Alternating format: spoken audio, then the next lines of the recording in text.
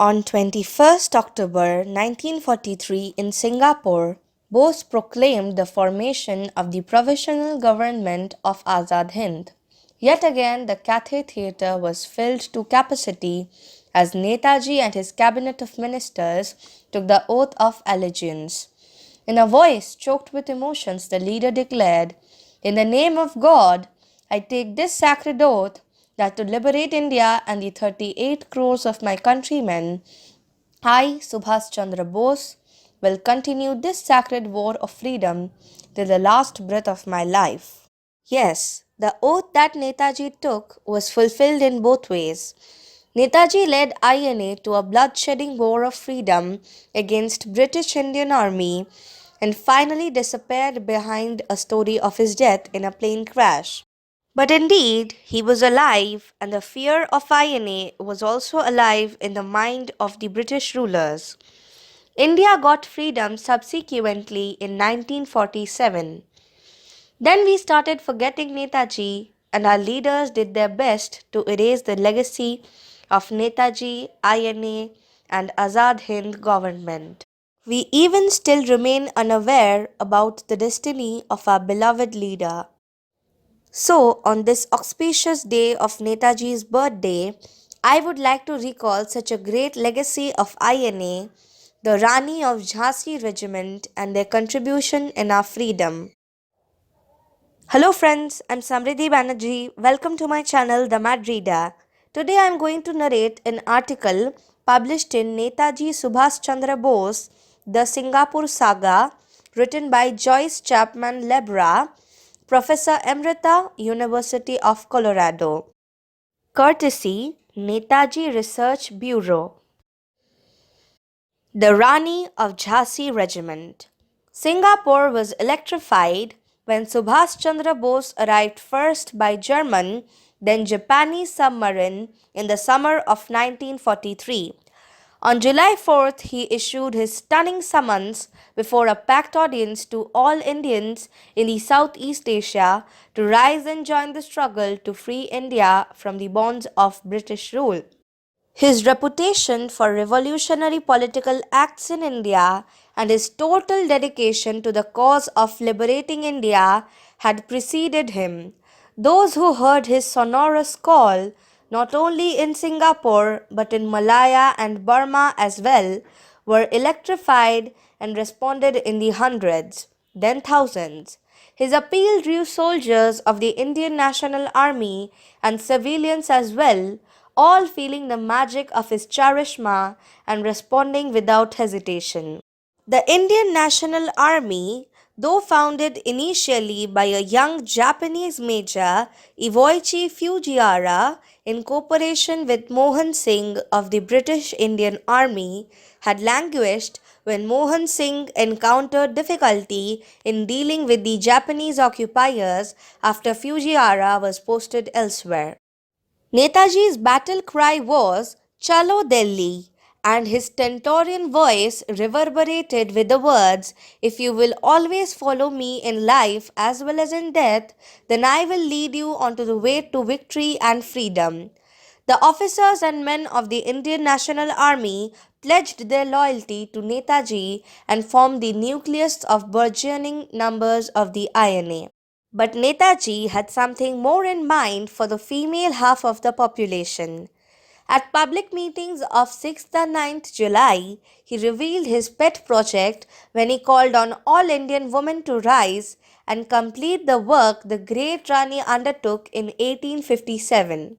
In invoking the name of the legendary Rani Lakshmibai of Jhansi for his women's regiment, he evoked many cultural themes and memories and reincarnated the historic Rani Lakshmibai of Jhansi in the Rani of Jhansi Regiment. There was no way he felt that freedom could be won only by half of the population. His appeal met an instantaneous reception in the hearts and minds of young women as they responded to volunteer not only their own services but also, with the well-to-do, their jewelry. The first woman to answer Netaji's call was Dr. Swaminathan, coincidentally also named Lakshmi, a young medical doctor who had come to Singapore in 1940. The daughter of a prominent English educated Madras barrister, she was already a nationalist and had heard Netaji's broadcasts from Tokyo soon after his arrival in Southeast Asia. After she heard him in Singapore, she met with two prominent community leaders and together they devised a surprise for Netaji. She managed to round up 20 women to create a guard of honor for the 12th July parade. That morning, 12th July, Netaji and the Indian residents of Singapore saw a remarkable sight. A woman's guard of honor in white saris presenting arms to Netaji. He was thrilled. The Rani of Jhansi Regiment, RJR, he was certain would inspire Indians everywhere, and he envisioned the RJR marching in the vanguard of the INA as they crossed the Burma border onto Indian soil. Lakshmi was then called to Netaji's office, where she listened intently as he explained his goals, his opposition for the caste system, and his aspirations for a multiracial, multilinguistic, and multi-religious India. He asked her if she would be willing to take command of the RJR and then if she needed time to consider. She did not need time as a decision was already made. Totally energized, she launched into action the next day, provided with a staff car, office, and funds to begin recruitment. Training began with INA instructors and rifles in some cases captured by Japanese forces. Lakshmi was incensed when General Renya Mutaguchi, from a culture where women had no place in military tradition, asked her if women of the regiment could actually fight. Of course, what is required is training and discipline. We have both, she replied with spirit. Lakshmi then spent several weeks speaking at rallies in Kuala Lumpur and Ipoh, visiting reluctant well to do parents to convince them to allow their protected daughters to join the struggle. In Kuala Lumpur, she recruited Janaki Dawar and her sister Papati, and in Ipoh, she found Rasama and Ponama Navaridnam and others.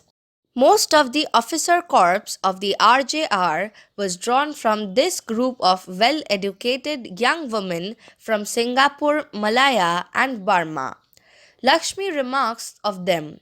There were quite a number of young women from comfortable homes who in normal times would not have had any purpose in life and would have lived in refined and placid domesticity. Now they had a chance not only to escape monotony, but to live with a purpose and, if necessary, to die for a cause, Lakshmi explains. The seeming anomaly was that dozens and then hundreds of teenage girls from the rubber plantations of Malaya and Burma also volunteered. Girls who, though they had never seen India, nevertheless eagerly dedicated their lives and perhaps deaths to Netaji and the RJR. Life on the rubber estates, it may be noted, was arduous. Moreover, these young women identified neither with the foreign rulers nor with the indigenous populace. With Netaji's added multifaceted appeal, they gained a sense of identity not only as Indians but as Indians with the goal of liberating India.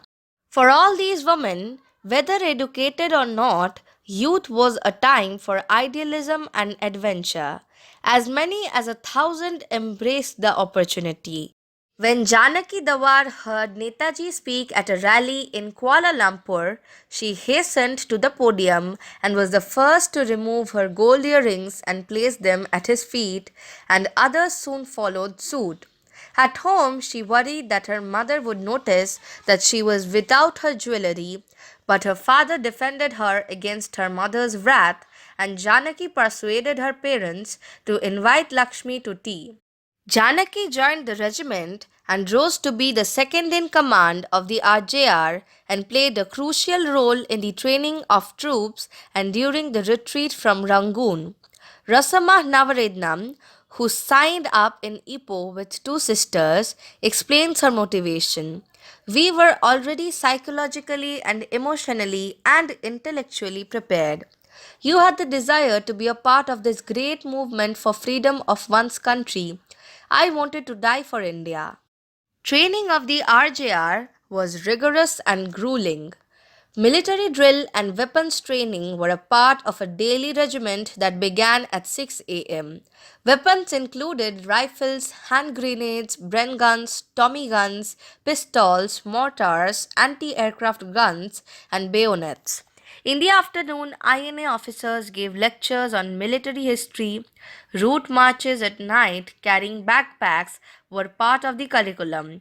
In the evening, the girls organized a variety of shows and plays, including one written and produced by Lakshmi entitled Freedom of Death.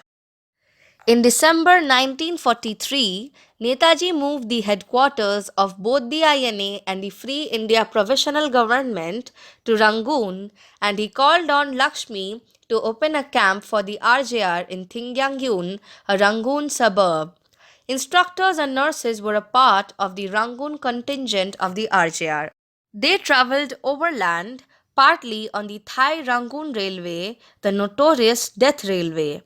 Lakshmi also established a branch of the Indian Independence League to recruit civilian volunteers to collect hospital supplies and dry rations for troops. Training for the Ranis intensified in Burma and included firing live ammunition. On 30th March 1944, the passing out parade of RJR officers was held, and the 8 officers who had passed the INA officers' test were commissioned, making the RJR officially a part of the INA. In April 1944, the first unit of the RJR moved 600 miles further north to the new headquarters of both the INA and Free India Provisional Government at Maimyo.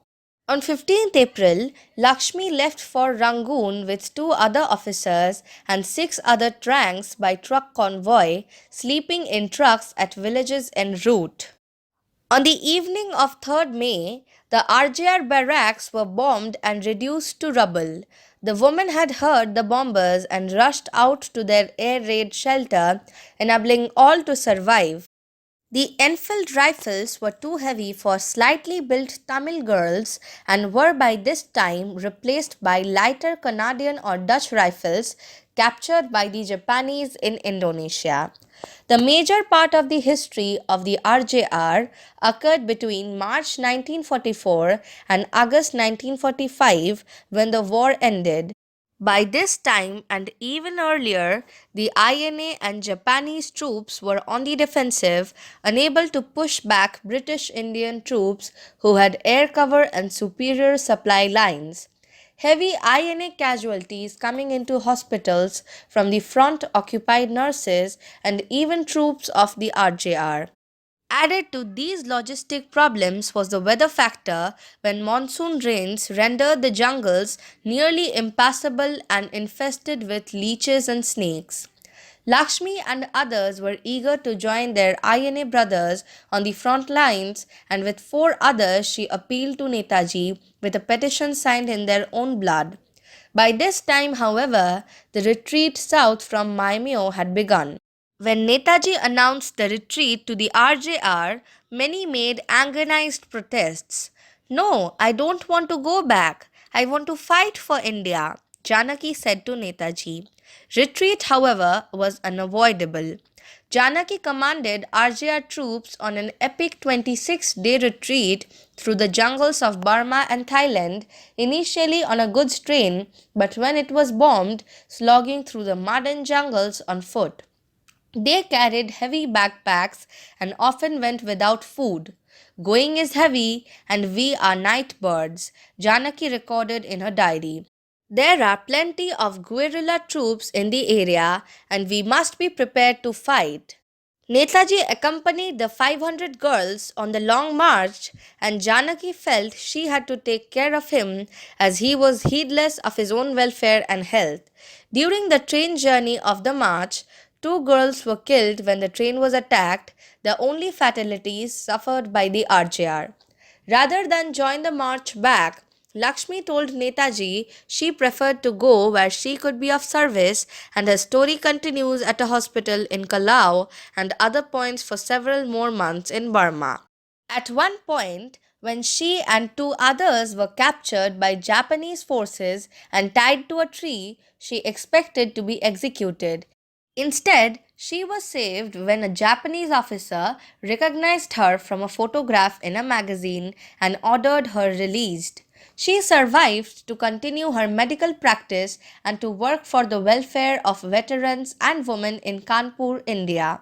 In 2002, she ran on the CPIM ticket for President of India, not with the expectation of winning, but to ensure that Indians never forget the contribution of the INA and RJR to independent India. She continues to stress passionately that the Rani of Jhansi Regiment fought not only to liberate India from foreign rule but also to free women from subjugation to men.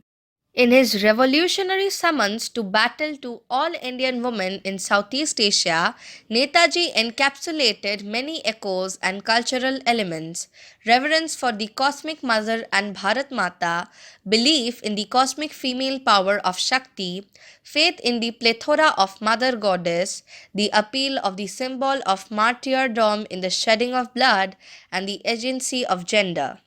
The fact that rumors of Netaji's survival as a sannyasi ascetic somewhere in Asia abound, and that India will not allow the Netaji legend to die, is a recognition that what he, the INA, the Rani of Jhansi Regiment, fought for is still vitally relevant for India today. This legacy stands as a model of equality and harmony for Indian democracy.